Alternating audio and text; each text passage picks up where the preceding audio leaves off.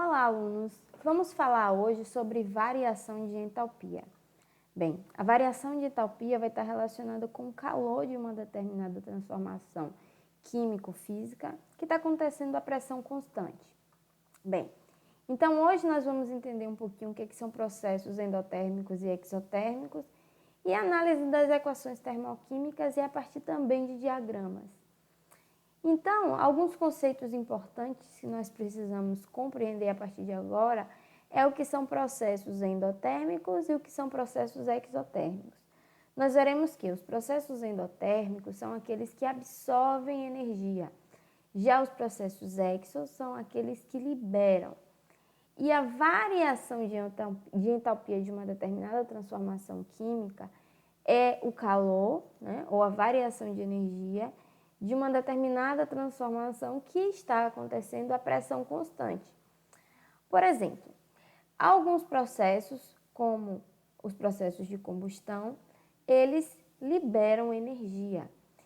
E alguns processos, como, por exemplo, essa reação que acontece dentro desses saquinhos, que gelam, a gente utiliza muito para lesões, onde acontece uma reação de dissociação iônica do nitrato de amônio na presença de água, essa reação ela absorve energia. Então nós vamos ver que processos onde o sistema ele libera calor para a vizinhança são processos que nós chamaremos de exotérmicos, ou seja, libera a energia. Já os processos que absorvem calor na vizinhança são processos endotérmicos. E aí, por exemplo, essa reação aqui, certo? O que está acontecendo com ela? Está acontecendo que o calor ele está saindo da vizinhança e está entrando no sistema. Por exemplo, a reação do hidróxido de bário com cloreto de amônio. É uma reação que, se a gente acompanhar com o termômetro, nós vamos ver que acontece uma diminuição de temperatura. Isso porque a reação está absorvendo o calor da vizinhança. Esse tipo de transformação, onde acontece a absorção de energia, se a gente for avaliar por uma análise gráfica, o que nós vamos observar nesse gráfico? A energia inicial, ou seja, a energia dos reagentes, ela vai estar no patamar menor do que a energia dos produtos. Isso porque, para formar os produtos, aconteceu uma absorção de energia. Já nos processos exotérmicos, o sistema vai liberar calor para a vizinhança. Por exemplo, a reação do permanganato com a glicerina. É uma reação que libera calor. E como é que isso vai estar presente, por exemplo, numa análise gráfica? Numa análise gráfica, nós vamos ver que a energia inicial, ou seja, a energia dos reagentes, vai estar num patamar de energia maior do que a dos produtos. Isso porque aconteceu uma liberação de energia. Então, nós temos aqui alguns processos, tanto físicos, certo, quanto químicos. E nós vamos analisar se esses processos são endotérmicos ou exotérmicos. Por exemplo, as transformações de estado físico da água. A fusão do gelo, certo? A água ferver, ou seja, o processo de ebulição. A gente tem aqui na letra E também o congelamento da água, certo? Então, a fusão do gelo é a passagem do estado sólido para o estado líquido. Se a gente for pensar no estado sólido como um estado mais organizado, então, as partículas que constituem um sistema no estado sólido, elas estão no estado de energia menor quando comparado com o estado líquido. Então, para passar do estado sólido para o líquido, precisou absorver energia, um processo endotérmico. Já ferver a água, passar do estado líquido para o estado de vapor. No estado de vapor, as partículas estão mais agitadas, certo? Estão no estado de maior energia. Então, para passar do estado líquido para o estado de vapor, foi um processo endo, precisou absorver. Bom, queima da gasolina. Queima da gasolina é uma reação de combustão. Toda reação de combustão libera energia, são processos exotérmicos. A eletrólise da água é um processo que acontece com a quebra, certo, das ligações químicas presentes na molécula de água. Então, é um processo que vai absorver energia. Toda quebra de ligação requer absorção de energia. Nós vimos aqui que a fusão do gelo, ou seja, o derretimento, a passagem do estado sólido para o líquido, foi um processo endotérmico. Então, o processo contrário, que é congelar a água, é um processo exotérmico. Bom, então a energia cinética, a energia que está interna, né, a energia interna de um sistema, ela está relacionada tanto com a energia cinética, ou seja, a agitação das partículas, quanto com a energia potencial, ou seja, e referente às atrações eletrostáticas que mantêm, né, as partículas unidas, por exemplo, nas ligações químicas. E o calor de uma determinada reação vai estar relacionado, na verdade, com uma variação de energia que esses sistemas sofrem quando acontecem quebras e formações de ligações químicas, certo?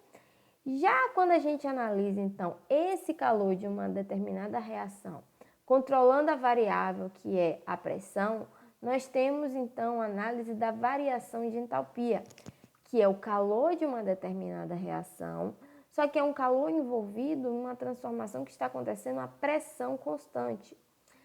E nós vamos avaliar essa variação de entalpia de um determinado processo, de uma determinada reação, analisando a variação dos produtos em relação aos reagentes, certo? Então, o ΔH de uma determinada transformação, de uma determinada reação, é a entalpia dos produtos menos a entalpia dos reagentes. Por exemplo, eu tenho aqui a reação de combustão do etanol. Então, se eu tivesse aqui os valores de entalpia de cada um desses constituintes, eu faria o cálculo dos produtos, ou seja, da entalpia dos produtos, menos a entalpia dos reagentes. Nesse caso aqui, o ΔH final foi menos 1.369 kJ, ou seja, é uma reação que liberou energia, é uma reação exotérmica. Bom, como é que a gente analisa esses processos endotérmicos e exotérmicos de acordo com as diferentes linguagens, tanto nas equações termoquímicas quanto nos diagramas? Nós já vimos os diagramas onde, numa reação endotérmica, o que está acontecendo? Está aumentando a quantidade de energia do sistema, está absorvendo energia para formar os produtos finais, certo? Lembrando sempre que a seta de uma determinada reação, ela sai dos reagentes para os produtos. E aí, então, numa determinada reação que aconteceu por um processo endotérmico, o patamar de energia final foi maior do que o patamar de energia inicial, certo? Como, por exemplo, aqui, a reação de formação do monóxido de nitrogênio a partir do gás de nitrogênio e do oxigênio. Já no processo exotérmico, nós temos que a entalpia final é menor. Então, nesse processo aqui, liberou energia. E aí, como é que vai ser, né, essa linguagem dessas equações termoquímicas endo- e exotérmicas? Bom, aqui na exotérmica nós estamos vendo que, pelo menos para a linguagem gráfica, aconteceu uma diminuição dessa energia, como, por exemplo, a formação do CO2 a partir do carbono grafite e do oxigênio. Bem, então, nós temos aqui agora a linguagem dessa equação, né, a partir da representação das equações químicas com os valores de ΔH. E é uma das formas da gente representar as transformações endotérmicas e exotérmicas. Nas equações, né, endotérmicas, nós temos aqui o ΔH como valor positivo. E nas equações exotérmicas, o ΔH como valor negativo. Bom, então nós vimos ali a linguagem gráfica e essa linguagem das equações. Nós vamos ver agora as variabilidades dessa linguagem também das equações termoquímicas. Por exemplo, vamos lá. Um processo endotérmico, além da gente representar a equação termoquímica e formando aqui o produto final e o ΔH positivo, nós podemos representar também essa equação termoquímica com um calor positivo, certo? Um valor de calor com valor positivo juntamente com os reagentes na equação termoquímica, ou um calor negativo juntamente com os produtos. Essas duas formas, assim como representar o ΔH positivo, é uma forma de representar uma equação de uma reação endotérmica. assim também como a linguagem gráfica que a gente já tinha visto, certo? A entropia dos produtos sendo maior que a entropia dos reagentes porque aconteceu uma absorção de energia. Já na linguagem para uma reação ou um processo exotérmico, nós temos que a entropia dos produtos ela vai ser menor, certo? Do que a entropia dos reagentes, porque liberou energia.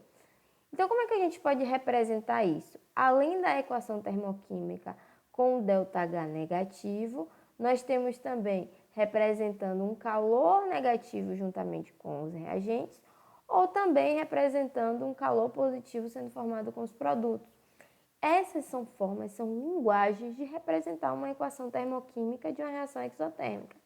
Assim também como a linguagem gráfica que nós já vimos, onde o patamar de energia dos reagentes está maior que o patamar de energia dos produtos. Bem, por hoje ficamos por aqui. Na próxima aula nós vamos ver outros aspectos da variação de entalpia de uma determinada reação química. Até mais!